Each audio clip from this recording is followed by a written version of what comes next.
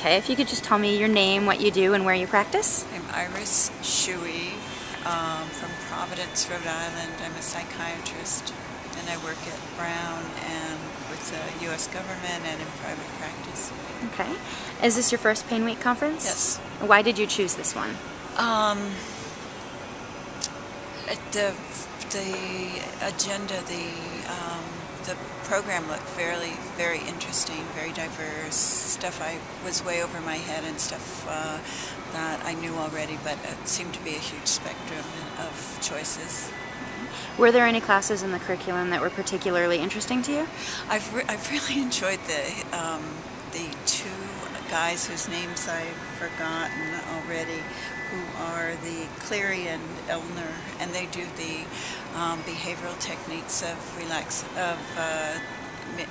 meditation and hypnosis. I found those very interesting and very easy to work into a short program in terms of patients. Is the mind-body connection a subject that's particularly interesting to you? It is, as a psychiatrist. I'm always interested in afferent and efferent nerve connections, but not in the same, it doesn't resonate the same way as the behavioral track does. So I'm so comfortable in that, I really have to make myself go to some of the others to learn more about the problems of opioid prescribing. And in addition to that, what do you think are the biggest challenges in pain management?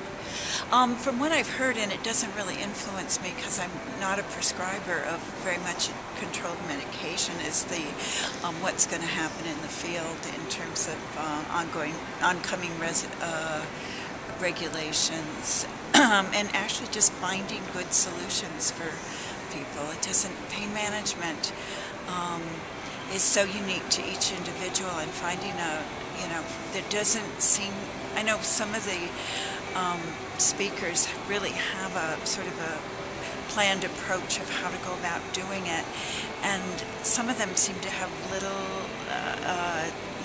smaller margins in terms of the ability to make changes for individuals. So they're seeing things programmatically, and yet others are really seeing it as needed.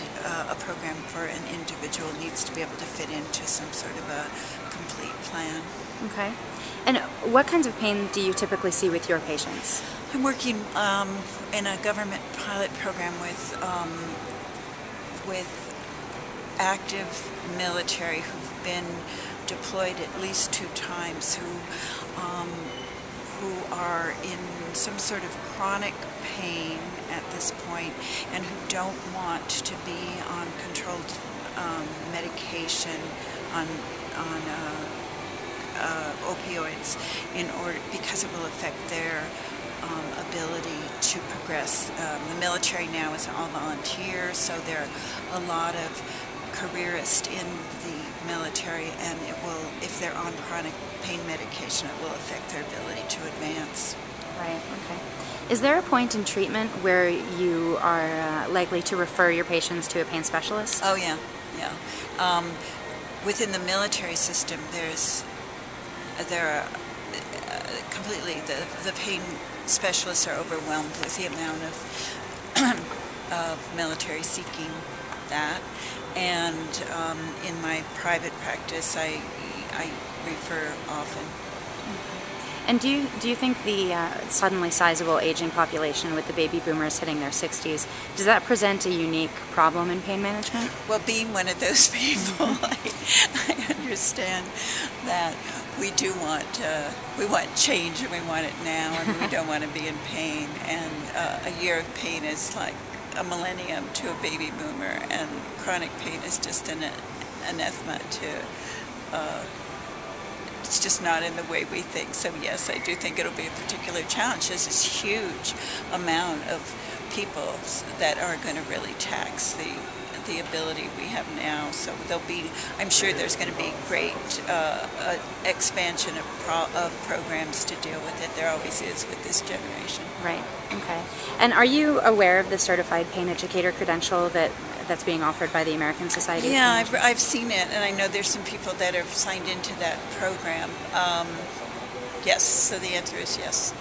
That's a little out of your your realm, though. Yeah, it's not something, I'm interested in knowing who those people are who are certified, and I would really like to have some information of who in my area in the Northeast, where the certified programs are, who the certified practitioners are, and I need to look into that before I leave the conference, but it's not something I particularly would be interested in doing. Right. And in learning about it, what do you think is the benefit of having those certified individuals? Well, I think, one of the real benefits is they're hopefully not practicing in isolation, that because they've looked to get that certificate, they actually do have networks where they're allied, so there's always a continual educational process going forward, so they're not stuck in one way of looking at things, that they're more flexible in dealing with new thoughts and new ways of looking at pain management. Mm-hmm. Yeah, absolutely. And my last question is, was there anything that you would have liked to see in the curriculum that was missing this year? I haven't really thought about that. I guess not. I mean, nothing's really stuck out. I find there's no time to exercise very much.